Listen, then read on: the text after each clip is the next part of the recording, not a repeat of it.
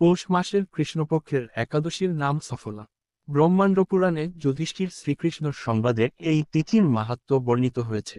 যুধিষ্ঠির বললেন, হে প্রভু, পৌষ মাসের কৃষ্ণপক্ষিয়া একাদশীর নাম বিধি পূজ্য দেবতার সম্পর্কে আমার কৌতূহল নিবারণ করুন। শ্রীকৃষ্ণ বললেন, হে মহারাজ, আপনার প্রতি স্নেহবশত সেই ব্রত কথা বিষয়ে বলছি।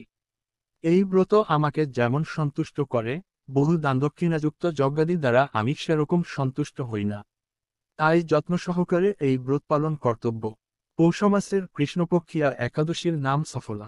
নাগদের মধ্যে যেমন শেষনাগ, পক্ষীদের মধ্যে গরুড়, মানুষের মধ্যে ব্রাহ্মণ, দেবতাদের মধ্যে নারায়ণ সর্বশ্রেষ্ঠ, তেমনি সকল ব্রতের মধ্যে একাদশী সর্বশ্রেষ্ঠ।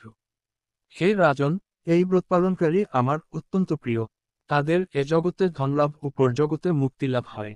হাজার হাজার বছর তপস্যায় যে ফল লাভ হয় না, একমাত্র সফলা একাদশীতে রাত্রি জাগরণের ফলে তা অনায়াসেই প্রাপ্ত হওয়া যায়।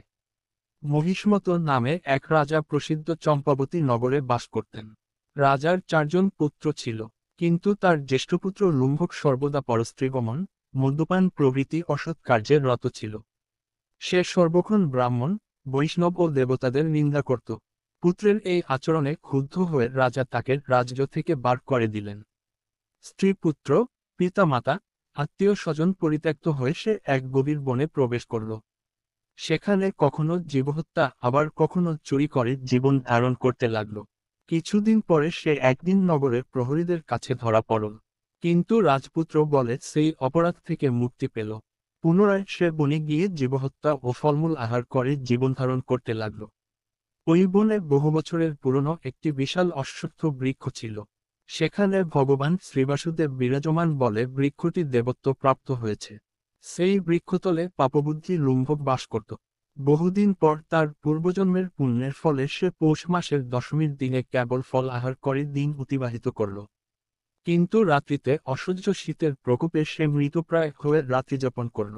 পরদিন সূর্যোদয় হলেও সে অচেতন হয়ে পড়ে রইল। দুপুরের দিকে তার চেতনা ফিরল। ক্ষুধা নিবারণের জন্য সে অতি কষ্টে কিছু ফল সংগ্রহ করল।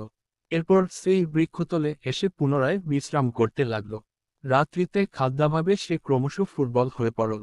সে প্রাণরক্ষার্থে ঈশ্বরের উদ্দেশ্যে ফলগুলি নিয়ে, হে ভগবান, আমার কি গতি হবে বলে অশ্রুপাত করতে করতে সেই বৃক্ষমূলে ব্যাকুল হে লক্ষ্মীপতি নারায়ণ, আপনি প্রসন্ন হন বলে নিবেদন করল। এইভাবে সে অনিদ্রায় ও অনাহারে সেই রাত্রিযাপন করল। ভগবান নারায়ণ সেই পাপী লুম্ভকের রাত্রিজাগরণকে একাদশীর জাগরণ এবং ফল অর্পণকের পূজা বলে গ্রহণ করলেন। এইভাবে অজ্ঞাতসারে লুম্ভকের সফলা একাদশী ব্রত পালন হয়ে গেল। প্রাতকালে আকাশের দৈববাণী হল, হে পুত্র, তুমি সফলা ব্রতের পূর্ণ প্রভাবের রাজ্য প্রাপ্ত হবে।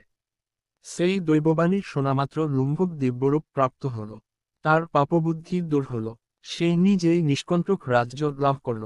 স্ত্রীপুত্র সহ কিছুকাল রাজ্যসুখ ভোগ করে পুত্রের ওপর রাজযোভার অর্পণ করে সন্ন্যাস আশ্রম গ্রহণ করল।